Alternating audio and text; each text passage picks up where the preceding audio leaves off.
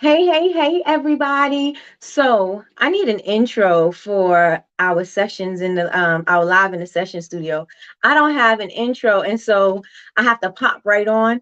And I'm used to the coffee for the coffee with Nikki. And so I was like, oh, I'm on. Okay, so everybody, how you guys doing tonight? I hope you are having an amazing day into your evening right now. I hope that you had a good day. I was productive today. I was able to pack orders, make products. I still have a lot of planning and things to do as far as our Etsy reboot and everything is concerned. But I got a lot accomplished today. Got my plants outside. They getting some sun. I should have brought them in before I went live because by the time I get off, it's going to be nighttime, and they should be in the house already. But I digress. How's everybody doing tonight? How's everybody doing? And thank you, cousin, for holding me down. She was the first one in the building. So thank you. She said, good evening, everyone. Good evening, Betty Rose. Betty Rose is in the building. Good evening, Jasmine. Hey, Jasmine. Hey, Jasmine, Alyssa. Good evening, Linda. Good evening, good evening, good evening, good afternoon, Naomi. Good afternoon. I am so used to saying good morning, good morning, good morning that that's just natural for me to say. And I gotta check myself and be like, good evening. So with that being said, we are going to be talking about sales funnels tonight. I know many of us do not have sales funnels in place, and we need to start setting those things up so that we can actually retain and recycle our customers and things like that. So Ray and Kelvin are going to talk about that tonight, and they will have the floor. They will be teaching, and I will be in the background just managing the chat. So if you have any questions or anything, make sure you put them in the chat, and I will definitely put them on the screen for them to see. Also, I want you guys to share this link out. Tell everybody come join us over here, especially if they are entrepreneurs and you know that they need help setting up their back end and their stores and their everything. You need to tell them come on over here, right? So without further ado, I see that they're both here in the queue. I will bring them up. We have Ray and we have Kelvin of Cirrus digital marketing. I see Kelvin is ready. So I'm bringing you up first, Kelvin. Hey, how are you doing today? I'm amazing. How are you? I'm doing well. Thank you for asking, and thank you for having me and having Thank you us. for being here. Yeah. Everybody say hi to Kelvin.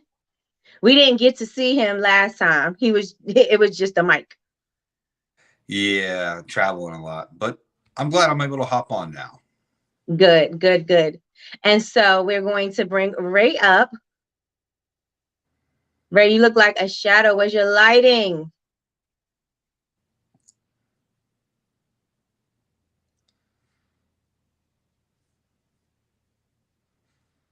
Your mic, you muted.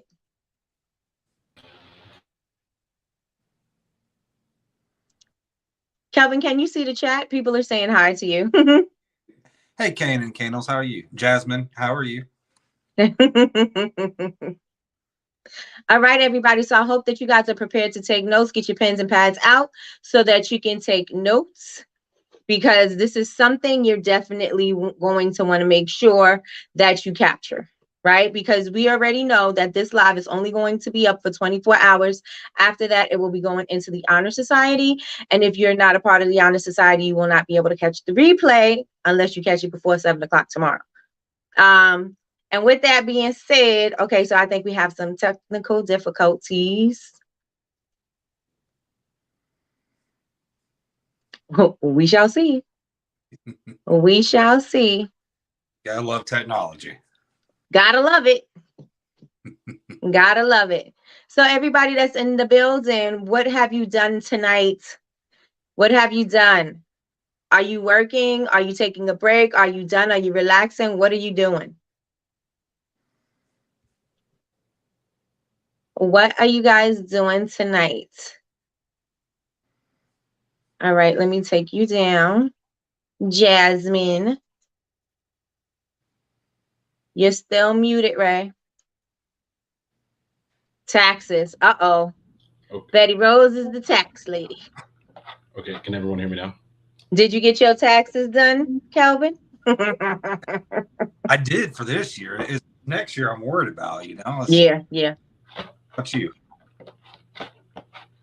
I did mine. Good, good. Okay. So I got mine in early. I have to make my appointment a year in advance, because if not, I'll be at the very, very tail end of tax season, like really just making it. Mm-hmm. Oh, Jasmine's taking a break. I'm gonna be up a while. All right, Jazz. You got a lot of work to do. You got a lot of catching up to do. I know you said you got your clients and stuff, so I know you're a little busy. I know you're a little busy. All right, so let's get started. I guess Kelvin, you could start, and we'll wait for Ray to get it together, and you could introduce yourself.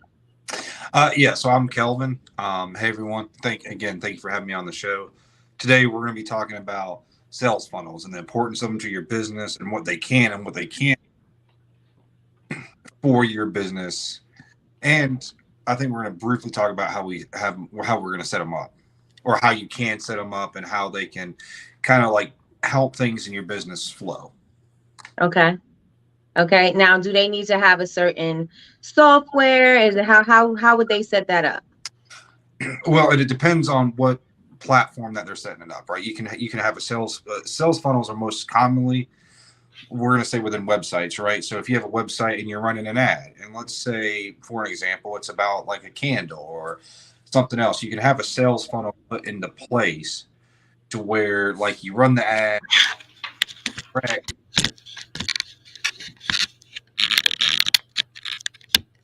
you direct the traffic, you direct your traffic into the sales funnel, so you kind of know where they are, right? And like, for bring some people to your website, they have like clicks, and you can see where they're clicking. You can see where people are going, if they're getting lost on a certain page on a website, right? So you can kind of see, is your pricing too high? Are you drawing people but not, they're putting in their cart? It allows you to get a good understanding on where the customers are inside that funnel, if they're ready to buy, if they're almost ready to buy, and things like that. And Ray had the examples, but that's okay. Let's see what we got. And this is do you think that every business owner should have their sales funnels in place, or do you think could they be successful without it? No, you definitely need to have a sales funnel in place, and it needs to be strategized, right? So, for example, are you familiar with Facebook ads? Yes. Okay. Yeah. So, like, if you're creating a Facebook ad, right, you're going to want to create a sales funnel for that marketing experience, or for that sale that you're trying to do, so you can kind of see where everything is and what people are interested.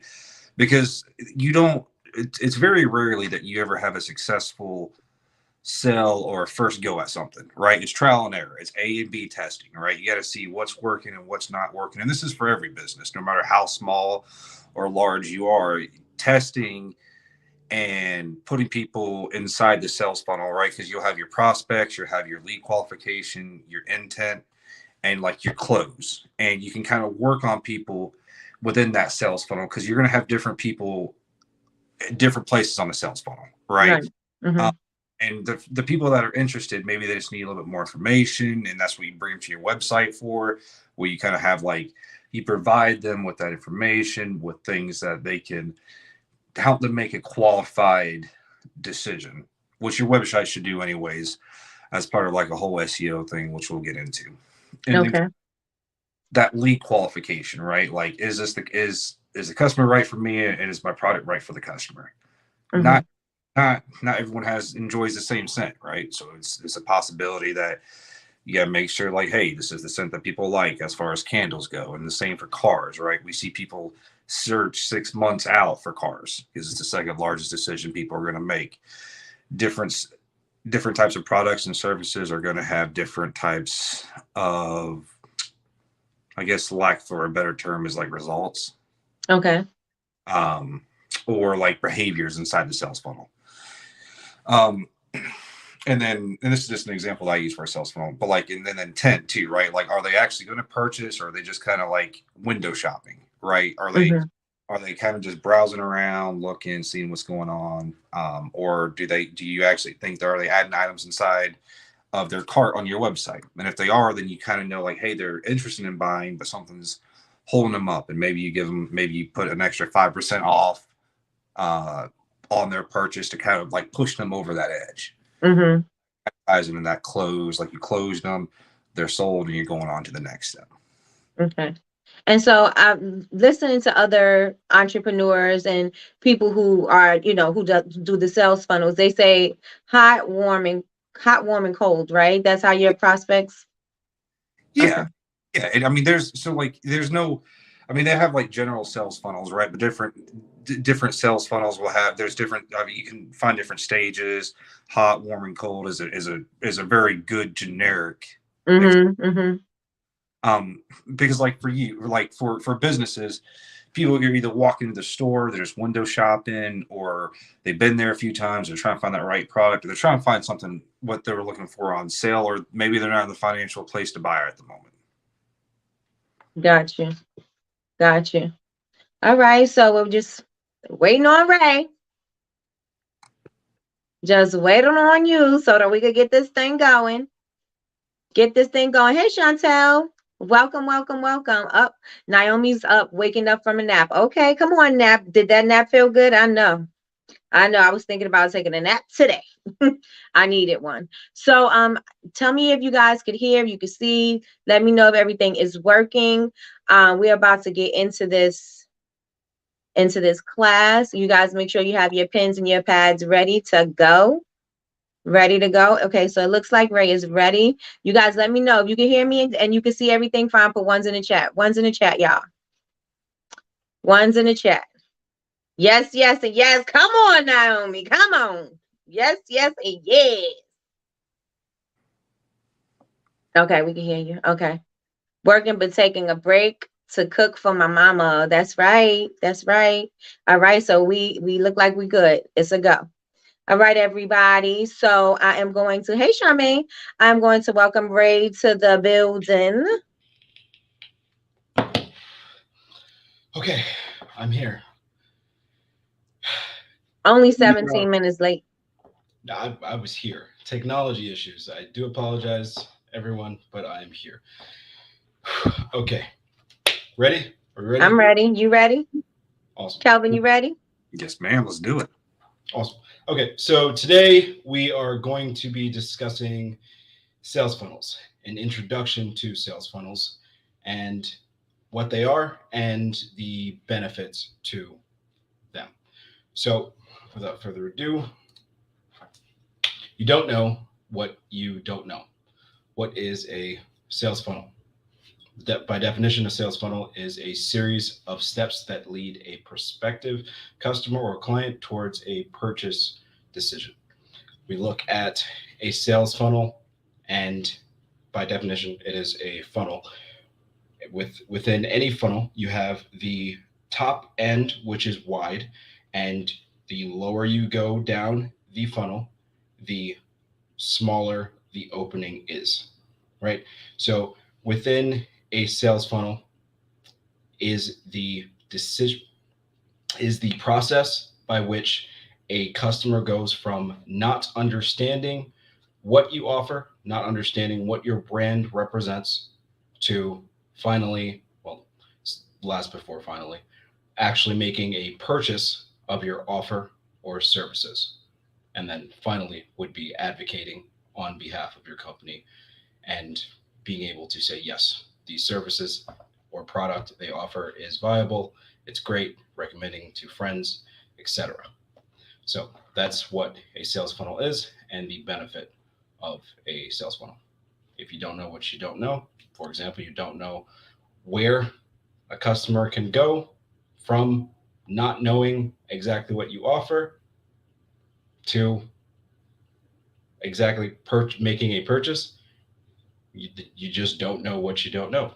It sounds maybe like a funny saying, but essentially, if you don't know where, you know what's even better? Here's an additional one. If you don't know, if you don't know your past, then how can you have a future? Perhaps that's a better way of explaining. Okay, so why you should care, the significance. So you can hear? Okay, so, actually I'm in a private chat. I will go ahead and hop into the comments. So now I can see what everyone's saying. Okay, so the significance of a sales funnel, why you should care. Again, it is the process by which a person goes from being completely unaware of your products and services, of what your brand represents, to making a purchase, to advocating on your behalf. But there's obviously steps along the way. And if you have no plan, then you're planning to fail. I believe that was Benjamin Franklin. So a customer is seeing the company, the brand. You achieve the business owner. The business owner, you achieve visibility. Okay, we have visibility, but how do we get prospects to see our offers? Prospects have seen the brand, have seen posts, have seen Google ads, SEO, links are actually running on search engine results pages, SERPs. They're on the first position of the first page on Google. Now what? How do we get them to see our offers? All right, views. So we're getting views. Prospects are viewing our offers, but what do we do to entice them? They're on our Instagram shop, Facebook shop, our website pages. Our offers are there. Our services or products are there. Now, how exactly do we entice them to go ahead and make a purchase of our services or offers? Compare. When prospects are comparing our offers against our competitors, how will we move them to push the trigger? What exactly are we going to do? How do we get to that next point? And engage. We made the sale. Now what? So customers moving from one point to the next, planning out exactly how that is going to happen and understanding what needs to be done in order to get there. And once they are there, if that's just it, what exactly do we do? Is that it? The answer is usually no, or should be no. But how will you know without having created a sales funnel, right? And the note on top, there are steps purposely left out between compare and engage. There's a lot more, but they were purposely left out. So that's just an idea to get you to understand exactly what a sales funnel is or can entail. So solution. Well, your business needs to have a clear audience, be polarizing. So we're going to go ahead and look at a sales funnel that is pretty well formed. Can my screen be seen, or is it still okay? So I'm going to go ahead and stop sharing, present, share screen, Windows, this. So, Calvin, do you have anything to add to that? No, I mean, we Ray definitely explained a lot in detail than I did, but I don't have anything else to add to that. Okay, we had to share the screen, so I trying to incorporate you in while we were waiting to share the screen. But there we go. Awesome. You ready to take it? Awesome. Yep. So we're going to look at a sales funnel that is honestly without much scrutiny. There's not much we can say, if anything at all, against this company. It's a multi-billion-dollar company. I'm sure you all know of it. Sephora. I don't wear makeup myself. I don't tell anyone I wear makeup. I'm just kidding. I don't wear makeup myself, and I still know exactly who they are. So Sephora. So we're looking at, and I'm going to do a side-by-side if I can. Did that come up? No, it didn't? Okay, that's fine. So I'll do this. All right. So we said your business needs to, have a clear audience, be polarizing, right? And if we're looking at from a sales funnel standpoint, we're looking at Sephora. So this is the beginning stages. We're not going to go so much into exactly what the naming of the different stages or anything like that are just thus far. We're just going to audit Sephora's sales funnel from SERPs, search engine results pages. So from Google, we see Sephora's running Google ads. Click on that and OK. The site has a clear target audience. It is polarizing. It has I'm just going to go through this audit. So it is enticing, or it has attractive female photos. Oh, wow, that's some nice skin she has. I would like that skin. I didn't even know I had that problem, that I have bad skin, because I'm comparing it now to hers. And I'm saying, okay, I now realize that I have a problem, and here's a solution. And they've got awesome pictures, and they've got deals, and this is great. Now, I had previously already pulled this up, so I guess it's not going to, their lead magnet, I guess, is only prompted for new visitors. So if I actually open this up within a private browser, just verify that this is still being shared. Is this still being shared? No. Okay, so I have to stop that. That's frustrating because I am hitting the window share and not the app share, but that's still happening. I don't understand that, but that's okay. I just work here. All right, so this is the private browser instance. So it's looking at it without cache, as if you will, and thusly it's seeing me as a new visitor. So it's prompting me to share my location. Go ahead and refresh this actually. Maybe I'll just load up the homepage. Oh, actually, it just popped up and I missed it.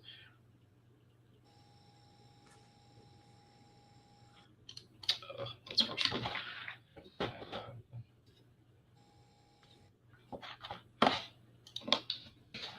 Really should just be sharing my entire window. Your screen keeps dropping off.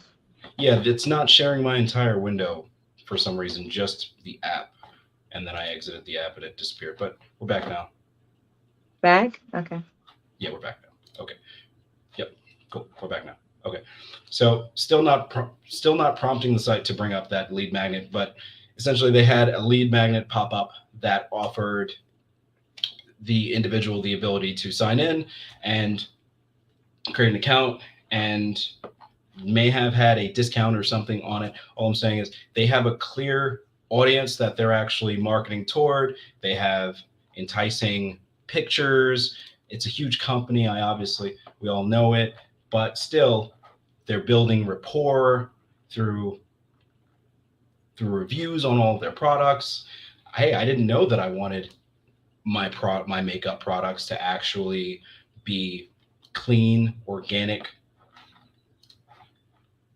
possibly not experimented on by animals. But seeing this, I say, wow, okay, that's great. Okay, and if I am scrolling to the different colors, that's awesome. Okay, so if my pain point was ever that I could not see myself purchasing this blush stick because of the color, because I haven't seen the color, because I'm more comfortable with making purchases of anything online if I know exactly what I'm going to be receiving, then they have solved that pain point as well. When you hover over a color, it actually changes the image right there. That's great. A multi-use blah, blah, blah that builds and blah, blah, blah. That's great. Okay. And I'm going ahead and clicking on the product itself. And great. Again, 1,700 mostly positive reviews, I assume. 4 stars. That's great. Okay. Well, $24 is a little bit much in terms of what I'm willing to spend on a blush stick. Okay. Well, I could get it for $22.80. Pain point resolved, or at least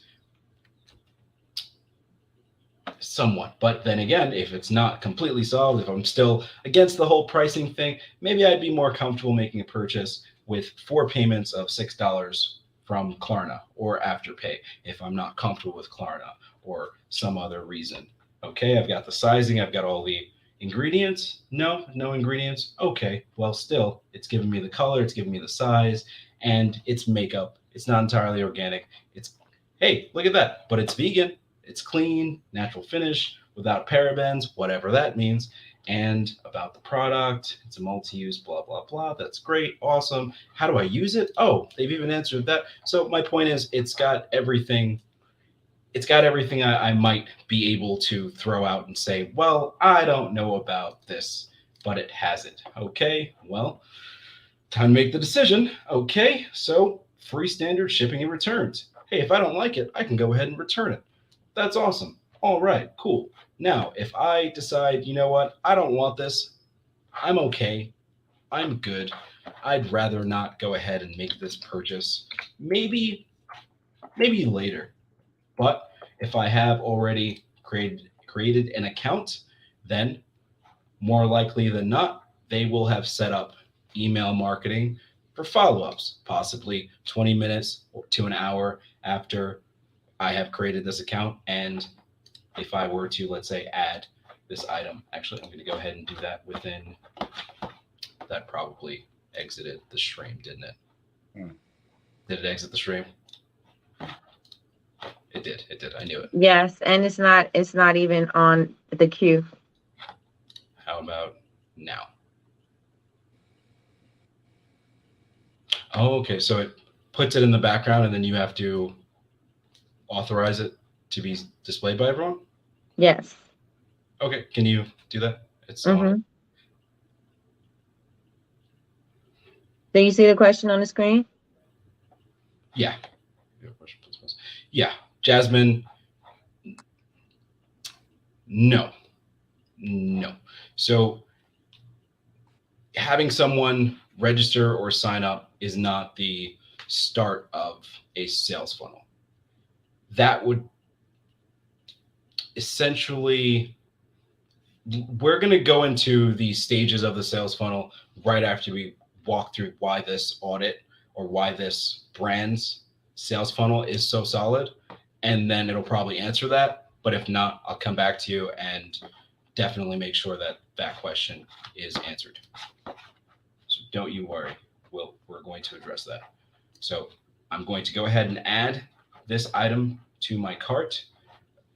Hey, look at that. Liquid blush. I'm sure it would look great on me. I'm going to add that to my basket, as it's called with them. Check out shipped items. Well, I don't know. I don't want to create an account. Wait, actually, if I create an account, if I go ahead and provide them my email address, something they can utilize to follow up with me if I abandon this cart, then they're going to, Beauty Insiders enjoy free. Okay, well, maybe I will. Check out shipped items, view basket, check out shipped items. Well, again, sign in to save your blah, blah, blah and get free standard shipping. Bank those 23 points and enjoy great benefits, including free standard shipping by joining blah, blah, blah. So if I go ahead and go through as a guest, I get nothing. So it's incentivized for me to create an account or sign in. And again, that is me providing information to them that will facilitate their follow-up methods, their follow-up marketing, email marketing, SMS marketing, their Facebook ads vis-a-vis the Facebook pixel, whatever it is. So I'm going to say nay at the moment and just hit checkout as guest. So now I'm in their checkout process and I am, a Sephora credit card program. Save 25% on this order when you open and use either Sephora credit card today. Subject to credit privilege solutions apply. See details. Item in order, $23. Okay, that's pretty cheap. I'm not going to do that. But I'm going to move away from that and I'm going to forget about this in my browser. And I am a millennial. I am easily distracted. And so I'm going to go scroll on Facebook for a bit. What's this? My friend posted a funny meme. What's that? People are arguing about politics. Oh, hey, there's a retargeting ad on Facebook for Sephora. Look at that. I'm going to actually go ahead and put this here. I hope that's being shared. That is being shared? Okay, awesome. Yes, so, hey, look at that. There's a retargeting ad for Sephora. Super effective formulas for your best hair and skin. Sephora.com, the need to know. Interesting. I wonder where that came from. As I said, it came from the fact that I went on that site, and if they have already set up the events within their Facebook, within their Facebook pixel, that if someone goes in to their site and adds to cart and then leaves, which is called abandoning cart, then I want them to see this ad. I want that to be another touch point. I'm going to be in their face, in their face, in their face, in their face. If someone, another event type could be if someone just goes and visits the site. Another event type could be someone goes and visits the site and is also a current follower of the Sephora Facebook page, and on and on and on. There are different event types, but Facebook Pixel allows for that to be an option. And if you're not familiar with Facebook Pixel, put a 1 in the chat, and we will later on create a session for that. We'll make that a topic if enough people put a 1 in the chat and say, yeah, we don't know about Facebook Pixels, or you feel like maybe you don't know all there is and you could use some more insights. That could be a thing. We can do that. Now I'm going back to this, and do you see that being shared? No? Okay, so I'm going to have to stop that, and then, okay. This is an interesting system here. Oh, okay, I see. It's not the system. Alrighty. All right. Nikki, go ahead and approve that. Okay, so this is the entire screen. There are 3 windows within the app. Okay, now I'm understanding. But, so back to the presentation. Your business needs to, A, have a clear audience. Be polarizing. Know your audience, know your prospective customer, know exactly who you're marketing for. We didn't see men in images of golf. We saw women putting makeup on their skin, and it was branded Sephora makeup, and they had nice skin, and the products themselves are stating that they help solve these issues for these types of skin, or these types of skin issues. Next, B, your business needs to build desire. So it needs to solve problems. So the first was mostly on awareness. A was mostly on awareness. B, actually solve problems, put out problems, possibly put out problems that the prospective customer doesn't even know they had up until they saw your offerings. Your business needs to create rapport, trust, and thusly we saw Sephora's products had. Hey, can you make your screen your slides full size? Oh, thank you. Yep. Thank you for the heads up, Jasmine.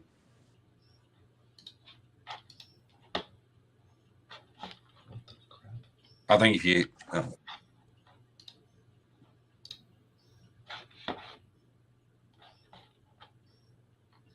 is that good?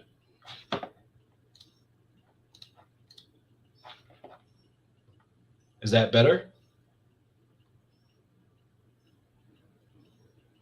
Hard to see slides. 739. Listening while driving. Two-page view. Presentation. Present. Okay. I would imagine that's better. All right. So again, back to B. Your business needs to B, build desire, and that entails, awesome, I'm glad that's better.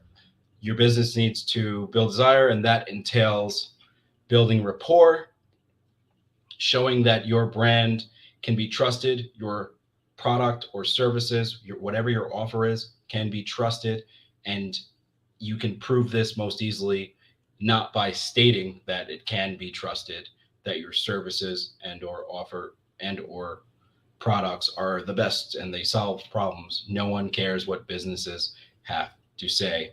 They only care about customers, about the actual user's experience, and thusly providing reviews, and especially that many on that scale of reviews. That's a great way to build rapport. I wouldn't go to that site and think, hey, I'm going to get scammed. I can't trust this website.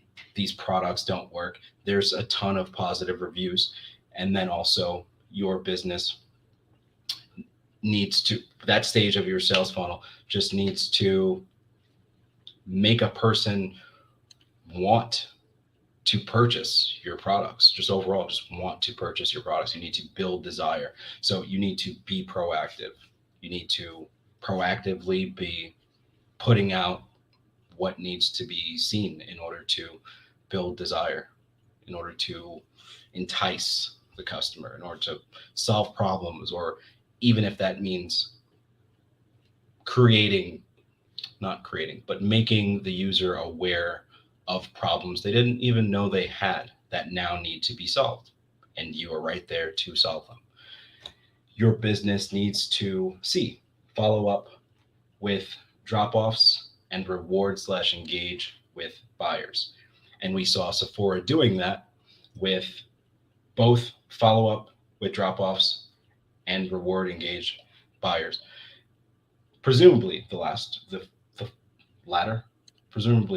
but the former, follow up with drop-offs, we saw that they are putting steps forth to acquire your contact information that can be used to follow up. And not only that, email marketing, that's vis-a-vis email marketing and SMS marketing. But not only that, but all we did was add a product to our cart and then abandon said cart and do what most people do.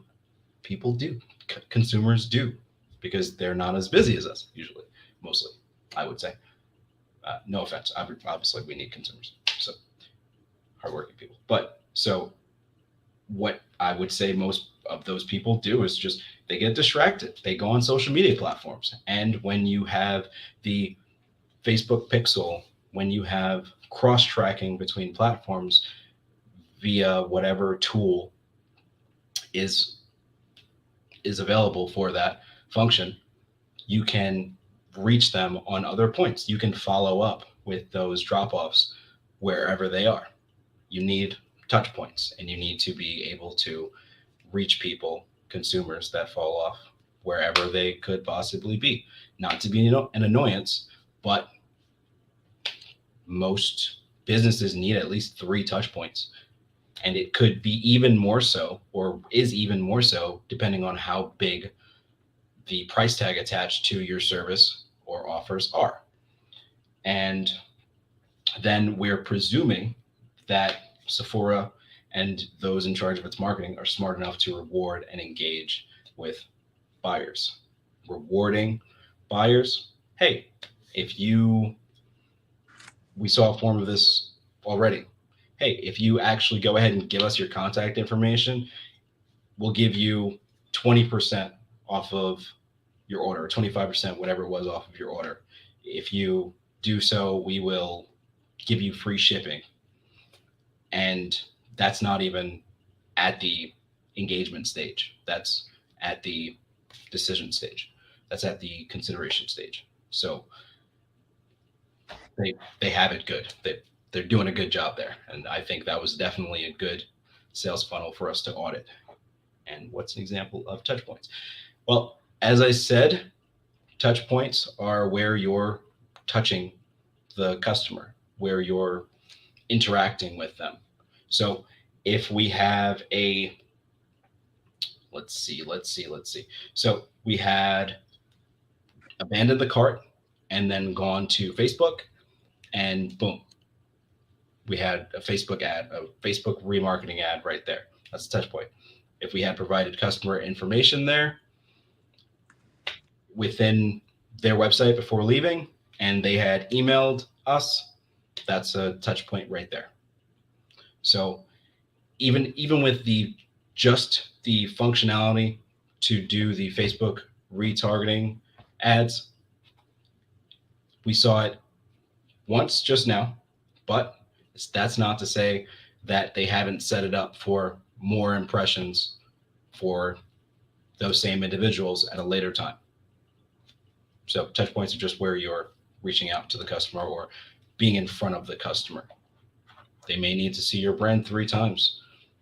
Your services, your offer, your services, your products, whatever your offer is, they may need to see it 3 times before making a purchase. They may need to see it 10 times. It really just depends on the industry, the price tag attached, and the level of scrutiny that most businesses within, or most offer providers within that niche face. But regardless of how many touch points there are of your industry, whatever it is, you need to be consistent. And that's why we put that there. So next, Martin, did you have anything on that? So Calvin, Martin, he's got 3 names, just like me, Rasan, Anthony Elliott. He's got Martin Kelvin Hall. So either or. Anyway, go ahead. He's not hiding from the government or anything. Just putting that out there. Go ahead. No, I don't have.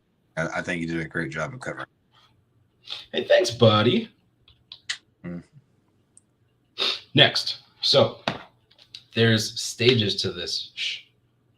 You see what I did there? Right on. So funnel stages. Nikki, did you have something? No, I had my screen messed up, and so I had to reconnect. I'm glad I didn't catch you picking your nose or anything. Ah, You can go back and do that. All right. So there's stages to this. Yeah. Funnel stages. So there can be 7, there can be 5, there can be 4. We're doing a sales funnel example with 5 here. So awareness, interest, decision, action, retention. Now, although you'll notice at the top, although you can throw in 1 million users at the top, 1 million users can become aware of your brand and align it with your offers. That doesn't mean every single one is going to actually make a purchase, is going to actually even get to the decision stage, let alone the retention stage. And thusly, it's big at the top and it's small at the bottom. Cool. And impressions are the times the people come in contact with your brand. Is that right? Well, so an impression is in regard to Facebook, or actually in regard to most marketing platforms. So an impression, it firstly will do reach. So reach is how many unique individuals or unique users were actually reached by your ad, right? So if you are running an ad, a PPC ad, or you're looking at Google Analytics, if a page has reached, they don't have that demographic. They have unique users. But anyway, if you're having reached 100 people, now you go to impressions, and impressions are the overall amount of times your ad has been viewed. So you can have 100 people reached, a reach of 100, and your impressions would not be lower than 100, but they could be far higher. You could have reached 100 people, but shown the same, I would not call this a successful campaign, but have impressions of 10,000 and a reach of 100. I don't know why you're showing that same ad to the same 100 people 10,000 times each, but hey, or 1,000 times each, but hey, actually the math is bad there. I don't do math, ignore that. But still, that's a pretty ignorant thing to say. I don't do math. I just messed up on the numbers. You get it. So I hope that makes sense. Could we get a copy of this slideshow? Yes, for $100 each. And I'm kidding. Yeah, that's no problem. That's no problem. We can send that out. I will speak to Nikki about how to do that. PPC equals pay per click. Yes. Forgive me. Very nerdy here, Calvin and I. So sometimes I forget that the acronyms aren't completely common knowledge, but yes. So PPC equals pay per click advertising, Facebook ads, Google AdWords, etc. Cool. So funnel stages, I just went through those. In this scenario, we're doing 5 stages. Again, awareness/discovery. User is made aware of your brand. So we saw for Sephora, they are running Google AdWords campaigns for their brand name. The keyword we searched for was Sephora. They are the first on the top of the SERP for that, where their ad is. So that is how we are being made. That's not exactly the best example because that's their brand name we're searching for, but let's say that the search was actually for lipstick. I don't know why I am looking for lipstick, but hey, I'm looking for lipstick. You know what? Mother's Day, that's my excuse. Mother's Day is coming up soon. That's why I'm looking for lipstick. So, boom, I'm looking for lipstick, and the first thing that comes up is Sephora. They are running Google AdWords for lipstick. So now I'm made aware of Sephora, the brand. That's it. Now we go to the next stage, interest or seeking. At this stage, users are now learning about your brand and offers. They're visiting your website pages. They're visiting your social media content and looking over your Facebook shop. At the same time, they're looking at your posts and the comments and what exactly you're about and reading your about section and all this and just getting to know your business and your brand and your offer. They're interested. They're curious. Okay, how do we change that curiosity to some kind of desire, some kind of need? How do we build urgency? Well, when we figure out how we do that,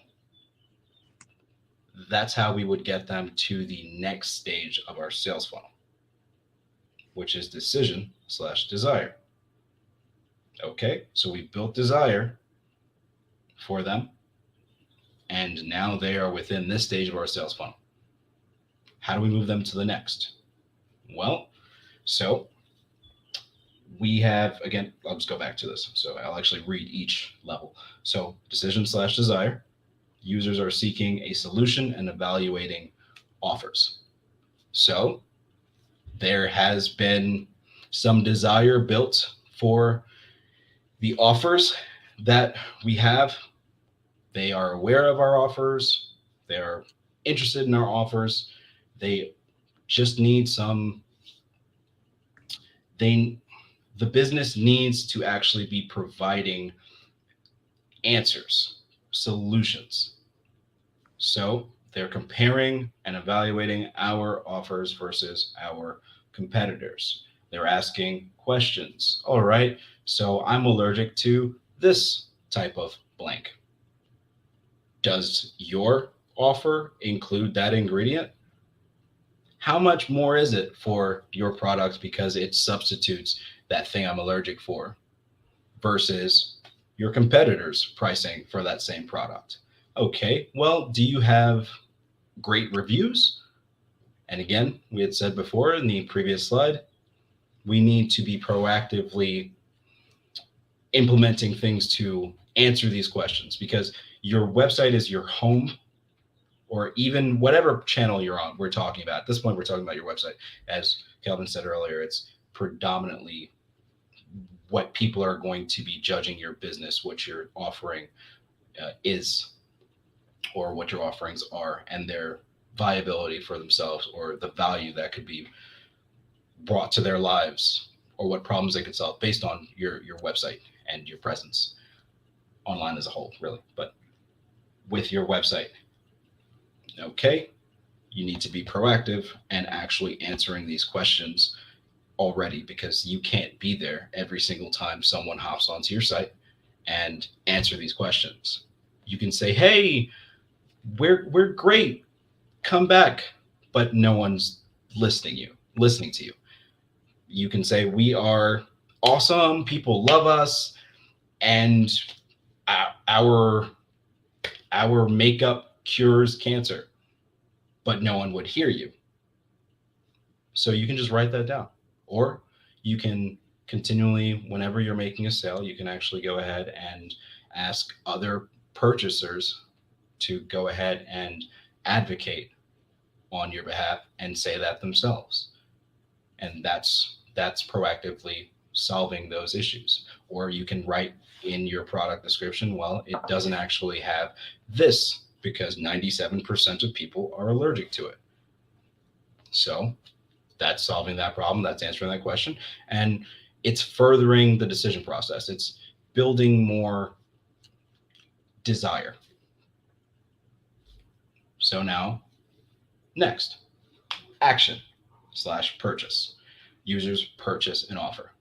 As we said before, with Sephora, we're presuming that they're actually going to reward us for making a purchase. Any viable business, any good business with a great sales model or sales funnel is going to reward behavior they want to incentivize. So you made a purchase. Well, is that the end? No, I want them to make more purchases. I want them to advocate on our behalf.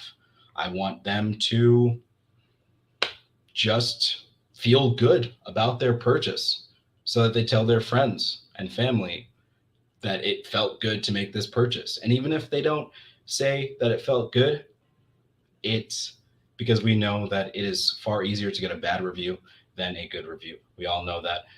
Still, if it feels good, then it will make moving them further into the sales funnel that much easier. So the next stage is retention or loyalty or engagement. Retention, well, for that stage is these users have already made a purchase. So as we said, those who made a purchase, or when they made a purchase, we made sure they felt good and we did everything we were supposed to. And now they're within our final stage of our sales funnel. And this is a stage that we have definitely seen a lot of business owners just forego, just forget about it. Customer service is a huge part of a company's viability, its success, its longevity. But customer service seems to be, I wouldn't say forgotten, I would just say not many people know how to, as far as we've seen, that if they're not marketers, not many people know what to do in order to benefit further from individuals that have already made sales. Most business owners, they just think, and there's nothing wrong with this, okay, you purchased my offer, you liked my offer, the work was good, the customer service was good, we're done working together now. If you have any friends or family that also you feel would benefit from my offer, please go ahead and recommend them to me. What's the incentive? Why would they do that? You need to put something in place in order to make them do that. So, hey, leave us a review on our website, on Google, and we will go ahead and send you a $10 coupon. Hey, thanks for giving us the opportunity to service your roof, for purchasing our candles. Can you post a picture on Instagram, or can you share that you made this purchase from our website on Facebook, and we will give you blank? It's too easy. Okay, if you take a picture or make a video of the candle being lit and you standing next to it smiling, say it smells good or something, whatever you think, don't lead them, but whatever you think is a good way of saying, yeah, you liked my stuff. Put that on social media, advocate for me. And even if you yourself don't recommend me anyone, you are contributing to the success of my business because you actually are speaking much louder than I could when it comes to speaking to other consumers that you have no connection, no affiliation with, in regard to whether or not they're going to go ahead and move from the decision stage to the action stage of our sales funnel. And that's a great thing, and we want that. So also, if your customer life cycle is very long, if you can provide services or sales products to a specific customer, to your customer demographic for a long time, then they can be repeat customers. And that's where the retention comes in. How are you going to keep them coming back? Is it going to be content? Is it going to be coupons? Is it going to be a subscription model? What is it going to be? And it's a very important stage of your sales funnel. And if you don't know where you are, how can you know where you're going? So sales funnel will tell you that. It'll tell you where you are, tell you where the customer is, and tell you where they're going. And your sales wheel, I forget the name actually, sales wheel, whatever. Your overarching marketing plan, multi-channel marketing plan will tell you exactly how you're going to be pushing them in, and what happens when they kind of fall out of a certain funnel or a certain stage, exactly how to get them back in, etc., and so on and so forth. And if anyone has any questions on that, we're here for that. I will just summarize with what is a sales funnel. A sales funnel is the process put in place for the steps of how you are going to get your customer or prospective customer from being a prospective customer to actually making a sale. And why is that? Why is a sales part? Why is a sales funnel important to your business? It is important to your business because if you don't know exactly how to move a customer from awareness to interest to build desire, if you don't know exactly where a customer is in regard to your sales process, you don't have a sales process, then you fail. How would the customer leave a review on Goggle? Well, I'm not familiar with Goggle. It's Google. I know, I'm just joking. Mm-hmm. I'm just teasing you, Push Classic Collections.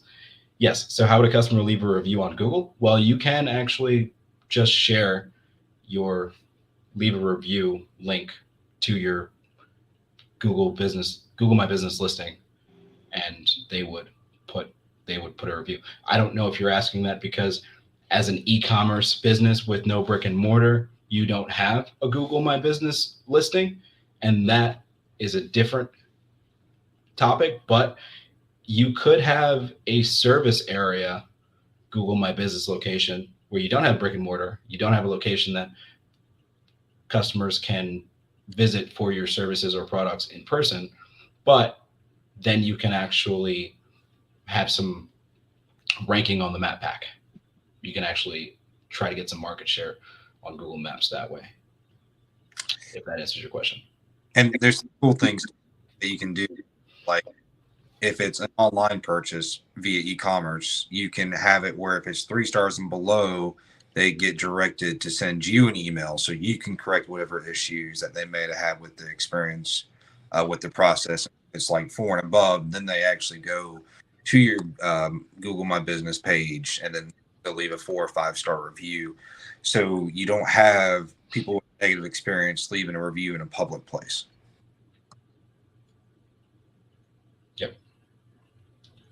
Yep.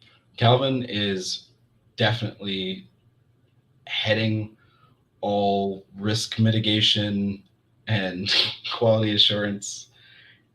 And he's absolutely right. That's definitely the way to go. So that concludes our session tonight. We went a little bit over, but we started late. I blame Calvin, but that's neither here nor there. You cannot, because he was here early. Yeah, I was here too. No, you were not. So we blame Calvin, and this was good. I enjoyed this. I hope everyone got some valuable information. Sorry, typo. It's totally okay. I was just busting your chops. So I hope everyone got some valuable information, and I look forward to seeing you all again, especially you, Calvin. No, I'm kidding, obviously. So how would being where everybody is at, because they don't have their sales funnel set, right? So what could they do today to start seeing the results of this, or put it in action? They can't. You go. I mean, this is a tough. I'm gonna say this and just be as nice about it as I can to ask the question like, why me, and to understand like why someone would choose your business over something else, kind of like that wow factor, right? Like, why would you stop and look at a car on the side of the road? What sets my business apart from it? And then once you can kind of answer that, you can kind of start, setting a target audience more defined and kind of going that direction. Okay. So what you're saying is they should define their target audience first. Yes. And then what do they do after? Like, they define their target audience. How do they get them in the funnel? Like, how do they know what they're doing? How do they know who's hot, warm, and cold? How do they know, like, what do they do from here? Well, and it depends on what type of funnel that they're doing, right? Like, are they doing like a flyer? Are they doing like a Google ad, like a Facebook ad? Like, there's different types of funnels out there. Like, this was a very like generic and overall. Yeah. But so like, if you want to run a Facebook ad, right, and you're picking your most valuable target or your valuable product, you want to just make sure that, like if it's a candle that's scented cinnamon, on Facebook, you want to make sure you're drilling down into, people who like that smell based on their data. And that was really specific, but there's different things for different apps. Mm-hmm. If my phone cuts off, sorry, it's at 3%. Oh, okay. All right. So you guys, can you tell everybody how they can find you all? I know you had the last screen, but if you put it up again, I could post it. Does anybody have any questions in the chat? Do you have any questions in the chat? It's up again. The writing might be tiny, but the dream is big. All right, y'all. All right, so Jasmine says, so knowing your audience is important. Yes, indeed. We know that for every aspect that we're doing in our business right now, because if you're talking to everybody, you're talking to no one. And so that is very, very important. Is there anything that you guys would like to leave us with tonight?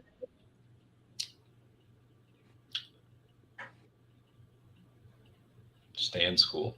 No, I'm kidding. Did you say stay in school? Yeah, I did. I said stay in school. But at the same time, I was thinking school's a scam. Outside of grade school, there's just no reason for college.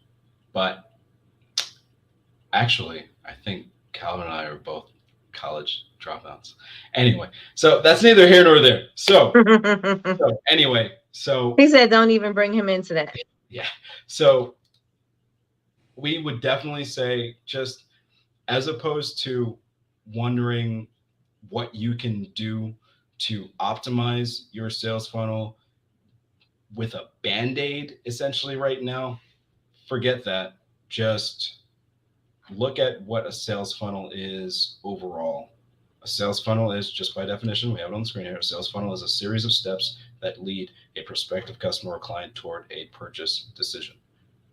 What are the steps that you have in place right now that would lead a customer to make a purchase for your offerings.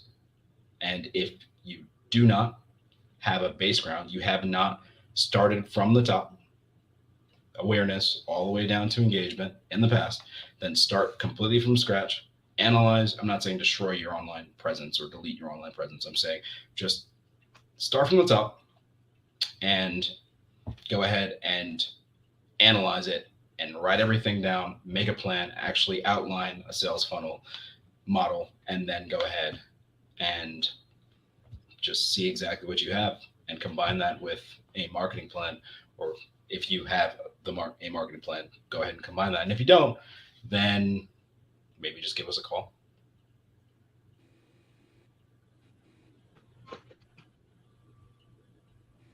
All right, y'all. Thank you so much. I'm trying to get the screen together. All right. Thank you, guys. Oh, one more thing. Uh-huh. On the bottom, tomorrow is on your side and so are we. That's our slogan. That's not a part of sales funnels. So just want you to know that. All right. Do it again. Tomorrow is on your side and so are we. That's the company slogan. That wasn't a part of sales funnels. I wonder if I'm just making sure no one thought it was a cryptic message for sales funnel creation. It's not. So tomorrow's on your side and so are we. Anyway, so I'll be here all week. Thanks for having me on the show. I have been your stand-up comedian. Anyway, have a good night. Cheers. Thank you so much. Thank you. I appreciate you guys. We got to get you, Kelvin, before your phone die. But thank you so much. Maybe we could talk about this a little bit further, and don't forget to send us the slides so that the community can have access to the slides. Sounds good. Absolutely. All right, y'all. So I will see you guys. Thank you so much for joining the live. Good night. All right, everybody. So I will see you guys in the morning, 9 a.m. for Coffee with Nikki, your daily cup of information and inspiration. What else do I want to say? Make sure that you have your person. We do have an assignment. And so I want to make sure that you got your person. Tomorrow, you should definitely have your person. Hey, Carol. Yes, we miss you, girl. So yeah, so I will see you guys in the morning. Don't forget, we're reading Psycho-Cybernetics.